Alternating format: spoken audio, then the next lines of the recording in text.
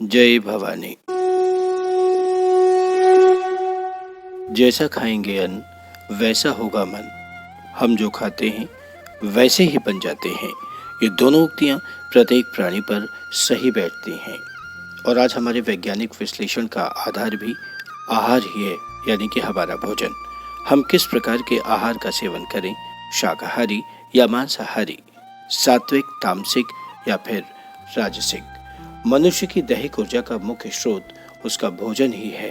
अतः आहार की शुद्धता एवं उसकी पौष्टिकता के विषय में विशेष ध्यान देना चाहिए, क्योंकि आहार हमारे विचारों को भी प्रभावित करते हैं। जो लोग व्रत करते हैं और फलाहार करते हैं, वे महसूस करते होंगे कि उनका शरीर उस दिन हल्कापन लिए रहता है और विचार भी अच्छे आते हैं। किंतु जिस दिन आप भोजन करते हैं, उस दिन आपके विचार और आपकी कार्यशैली बदल जाती है। आपका शरीर उतना हल्का नहीं रहता है जितना व्रत के दिन। कुछ लोगों का मानना है कि शाकाहारी आहार मन को शुद्ध रखता है, जबकि मांसाहारी भोजन मन और शरीर को भारी कर देता है और गलत सोच को जन्म देता है, जिससे नकारात्मक ऊर्जा उत्पन्न होकर व्यक्ति विशेष को गलत मार्ग पर भी ले जा सकती है। क्या यह सही है?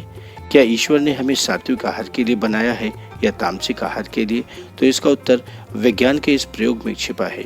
जितने भी शाकाहारी या सात्विक आहार करने वाले प्राणी हैं, उनकी छोटी आंत बहुत बड़ी होती है, जबकि मांसाहारी जीवों की आंत उनके शरीर की लंबाई के आसपास ही होती है। एक प्रयोग आप और देख सकते हैं, वो ये कि शाकाहारी प्राणी जल को मुंह के समीप लगाकर पीते हैं, जैसे बैल, गाय, भैंस, घोड़ा आदि, जबकि मांसाहारी जीव जल या कोई भी पेय पदार्थ अपने जीभ से चाटते हुए पीते हैं, जैसे शेर, चीता, कुत्ता, बिल्ली आदि। वैसे भी यदि प्रकृति चक्र को देखें, तब यही पता चलता है कि वातावरण में भोजन बनाने की क्षमता केवल पेड़ पौधों में ही होती है, जबकि हम उस भोजन को कच्चा या पकाकर खा सकते हैं। चिकित्सकों की सलाह होती है कि सब्जियां जो कच्ची खाई जा सकती हैं, उन्हें प्राकृतिक रूप से ही खानी चाहिए, जैसे टमाटर, नींबू, ककड़ी, गाजर, खीरा, अधिकांश फल आदि, क्योंकि पकाने पर इनके पौष्टिक तत्वों को नष्ट होने की संभावना होती है। प्रकृति के ऊर्जा चक्र को भी यदि आप ध्यान से देखें, तब आपको ज्ञात हो जाएगा कि सूर्य से प्राप्त किरणों की ऊर्जा 100% तक केवल पौधों को ही मिल पाती है, जिसका वे केवल 10% ही उपयोग कर पाते हैं, और 90% ऊर्जा पुनः वातावरण यानी ऊर्जा चक्र में लौट जाती है। यानी पौधों के पास केवल 10% ऊर्जा रहती है।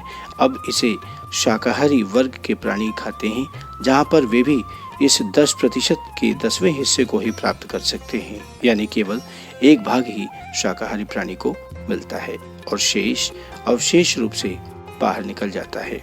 अब शाकाहारी प्राणी के पास केवल 1% ऊर्जा अंश बचा। यदि इसे कोई भी मांसाहारी जीव ग्रहण करता है, तो उसे भी एनर्जी फ्लो के अनुसार केवल 1% का 10वां हिस्सा ही मिलेगा, यानी केवल 0.1, यानी कि 0.1। इतने वैज्ञानिक उदाहरण देने के पीछे मेरा मंतव्य केवल इतना ही है कि भोजन सात्विक होना चाहिए, सुपाच्य होना चाहिए, साथ ही पथ्य और कुपथ्य का ध्यान रखना चाहिए। जब पकाया हुआ भोजन शाकाहारी रूप में हो और उसे 3 से 4 घंटे के अंदर ग्रहण कर लिया जाए, तो यह सात्विक और श्रेष्ठ भोजन की श्रेणी में आता है। जबकि तामसिक भोजन वो है जिसे खाने से मन में विकार उत्पन्न हो जाए, मन और शरीर सुस्त पड़ जाए, हम भ्रमित हो जाएं और भटकाव महसूस करने लगे। मांसाहारी इसी श्रेणी का भोजन है। तामसिक भोजन में बासी या बार बार गर्म किया भोजन, आर्टिफिशियल प्रिजर्वेटिव से संरक्षित भोजन, जिसमें बैक्टीरियल और फंगल एक्शन आरंभ हो जाता है, इसी श्रेणी में शामिल हैं। इसलिए अब की बार भोजन ग्रहण करें तो एक बार अवश्य विचार कीजिएगा कि आपको ईश्वर ने किस श्रेणी में रखा है और क्या आप उसी के अनुसार भोजन कर रहे हैं। यदि नहीं, तो विचार अवश्य करें। वैसे मेरा सभी दर्शकों से यह निवेदन है कि वे सात्विक आहार ही ग्रहण करें, क्योंकि संपूर्ण ऊर्जा चक्र सात्विक आहार में ही निहित है।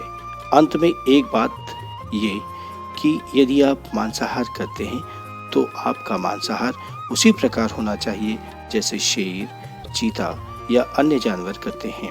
मनुष्य बिना मसालों और सब्जियों के मिश्रण के मांसाहार नहीं कर सकता। शेर, चीता आदि जीवों के हिंसक आचरण आप सब जानते ही हैं, जो उनके मांसाहार के कारण ही होता है। आशा है आप सात्विक आहार के विषय में विचार करेंगे और दूसरों को भी यह वीडियो अधिक से अधिक भेजेंगे, जिससे उनको भी लाभ मिल सके। आशा है आपको जानकारी अच्छी लगी होगी। हमें स्नेह देने के लिए लाइक, सब्सक्राइब और शेयर करना न भूलें। जय भवानी।